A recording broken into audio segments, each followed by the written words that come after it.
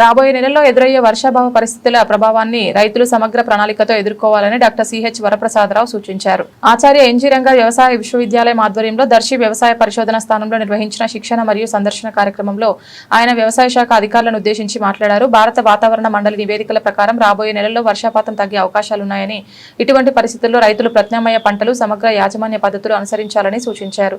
కార్యక్రమానికి ముఖ్య అతిథిగా హాజరైన శ్రీనివాసరావు మాట్లాడుతూ ఖచ్చితమైన ప్రత్యామ్నాయ ప్రణాళికతో రైతులు వర్షాభావ పరిస్థితులు ఎదుర్కోవాలని అన్నారు. ఏ నెలలో వర్షపాతం తగ్గితే తదుపరి నెలలో ఎలాంటి పంటలు, ఏ రకాలు సాగు చేయాలో వ్యవసాయ శాఖ అధికారులు ముందుగానే రైతులకు సూచించాలని తెలిపారు.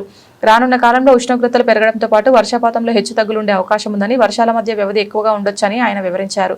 ప్రతి వ్యవసాయ సబ్ డివిజన్ అధికారులు పరిస్థితులకు అనుగుణంగా ముందస్తు పంట ప్రణాళికలు సిద్ధం చేసుకోవాలని సూచించారు. కార్యక్రమంలో డాక్టర్ వెంకటేశ్వర రెడ్డి, రత్న, మంజుల, ఠాకూర్ నాయక్, పి హరిత, డాక్టర్ సుమన్, వివిధ మండలాల వ్యవసాయ అధికారులు, రైతులు పాల్గొన్నారు.